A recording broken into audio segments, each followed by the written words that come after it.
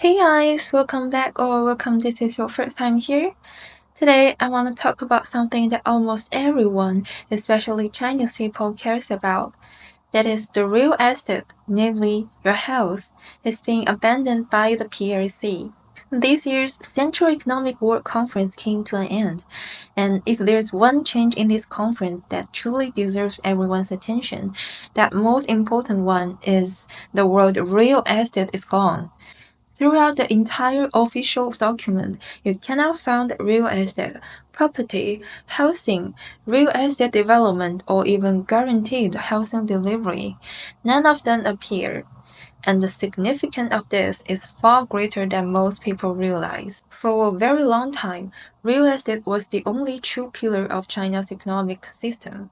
For almost 28 years since the housing reform, real estate has almost never been absent from a single Central Economic World Conference. Not even during the pandemic, not even in years when the economic was at its most chaotic. Real estate was always named.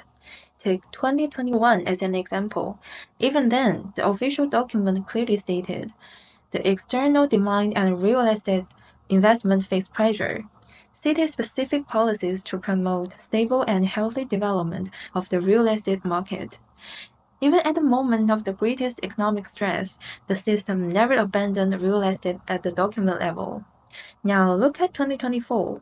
As the property market continued to slide, the conference document clearly wrote that in 2025, the goals should be to stabilize the real estate market, to accelerate the construction of a new development model, to expand affordable housing, to complete unfinished housing delivery.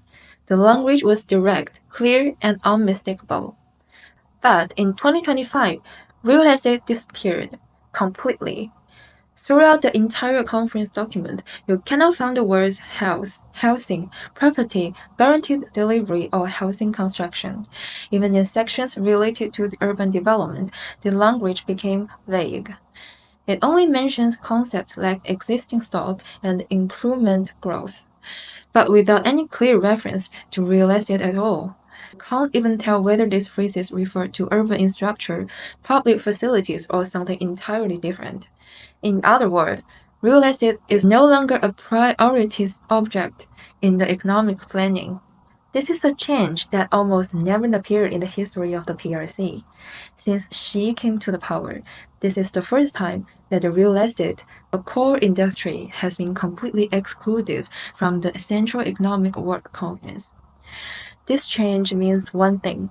In practice, the system had made a decision to stop providing systematic, large-scale rescue to the real estate sector. For a market that is still facing declining prices and shrinking transaction volumes, this is extremely significant. Over the past 3 years, real estate did not collapse quickly, not because it was strong, but because it was falsely supported. Policy intervention, financial support, administrative pressure, from these so-called three arrows to credit easing, to relaxed regulation, to endless documents and meetings. Almost every tool available had already been used, and the result, almost no real effect. When banks began selling properties in bulk, when local government started cleaning inventory, that's a very clear signal.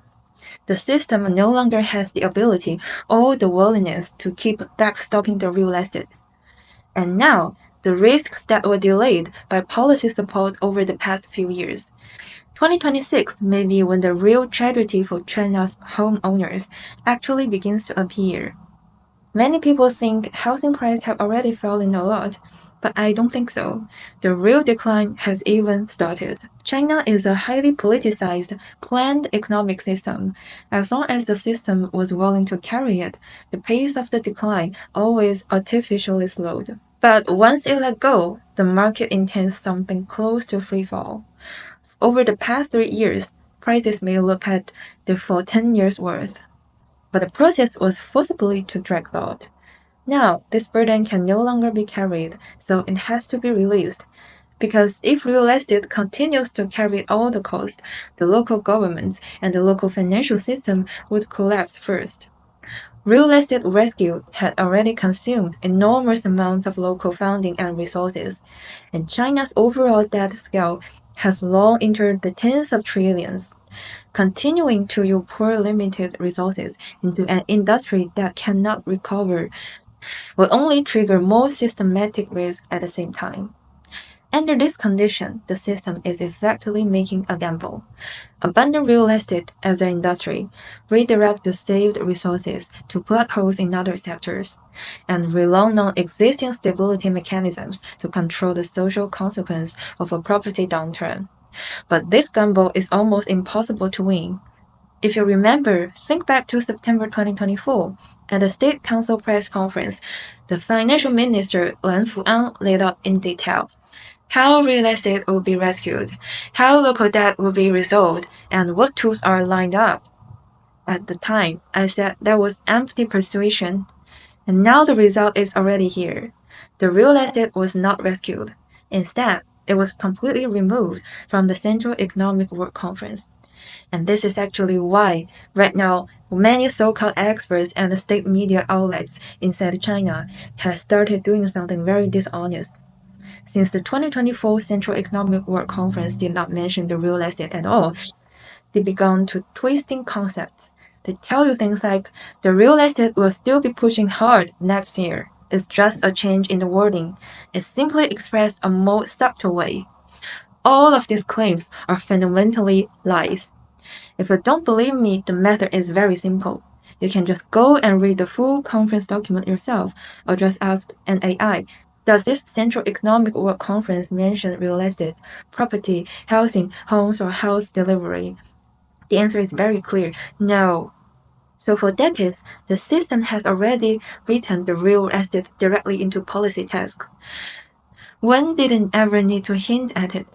So when someone suddenly tells you it is just a general wording, it only means one thing. They are lying to you. So this is what I want to say at the end. When the country's economic situation continues to deteriorate, there will be always more liars. The more critical the moment, the more people will try to use long-range tricks and vague concepts to cover up structural changes that have already happened. And this round of change, the real estate sector, is actually the kind of a signal that can no longer be concealed. In this situation, if someone still tells you the real estate will naturally recover, whether you believe it or not, it's no longer a policy problem. It's a question of your perception. If you found this helpful, you can like, subscribe, or leave a comment. I read everything. I'll see you next time.